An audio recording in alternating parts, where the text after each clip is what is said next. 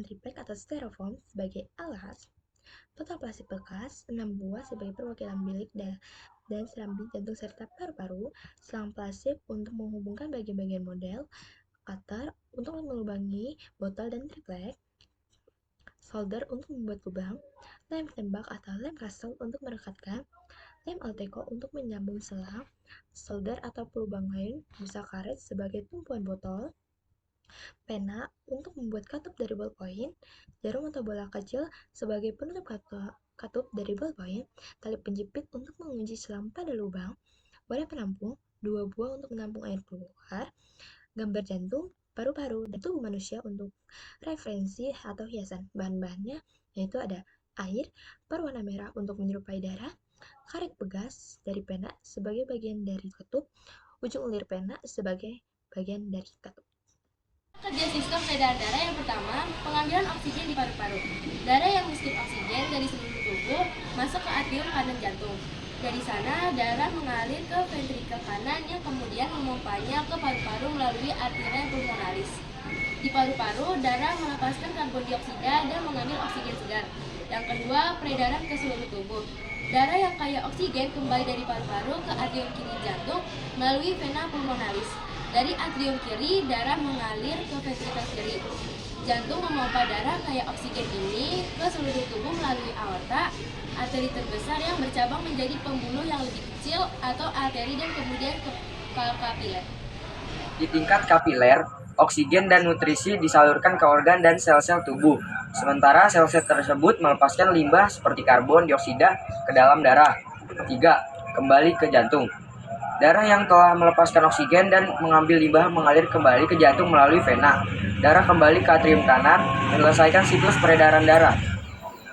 Komponen sistem peredaran darah. Jantung. Organ ini berfungsi sebagai pompa yang terus-menerus menggerakkan darah ke seluruh tubuh. Pembuluh darah. Arteri. Membawa darah kaya oksigen menjauh dari jantung ke seluruh tubuh. Vena. Membawa darah miskin oksigen kembali ke jantung. Kapiler. Pembuluh darah yang sangat kecil memungkinkan pertukaran oksigen dan nutrisi dengan jaringan tubuh. Darah. Cairan yang mengangkut oksigen, nutrisi, hormon, dan limbah ke seluruh tubuh. Cara kerja sistem peredaran darah. Sistem peredaran darah kecil, pulmonal. Jantung memompa darah miskin oksigen ke paru-paru melalui arteri pulmonalis. Di paru-paru, darah melepaskan karbon dioksida dan mengambil oksigen baru. Darah kaya oksigen ini kemudian kembali lagi ke jantung melalui vena pulmonalis. Sistem peredaran darah besar sistemik. Jantung memompa darah kaya oksigen dari ventrikel kiri ke seluruh tubuh melalui aorta, arteri terbesar dalam tubuh. Arteri bercabang menjadi arteriol lalu kapiler, di mana oksigen dan nutrisi dilepaskan ke sel-sel tubuh dan limbah seperti karbon dioksida diambil. Darah miskin oksigen kemudian dikumpulkan oleh venula yang bergabung membentuk vena besar.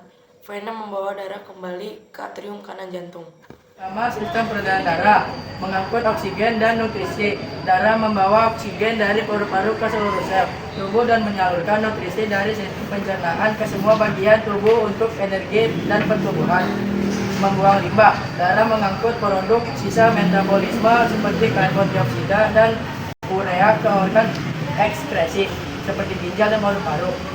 Untuk dikeluarkan dari tubuh, melindungi tubuh. Sel darah putih dalam darah bertugas melawan infeksi dan penyakit. Sedangkan trombosit membantu dalam proses pembekuan darah untuk menghentikan pendarahan saat jadi luka. Mengatur suhu tubuh. Darah mendistribusikan panas ke seluruh tubuh untuk menjaga suhu tubuh tetap stabil dan normal. Mengangkut hormon.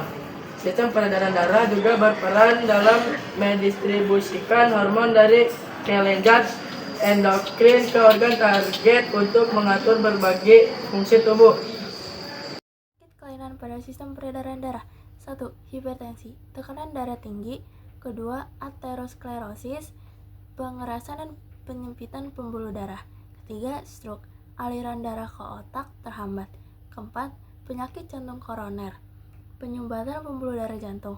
Dan terakhir ada aneurisma aorta, tonjolan pada pembuluh darah terbesar.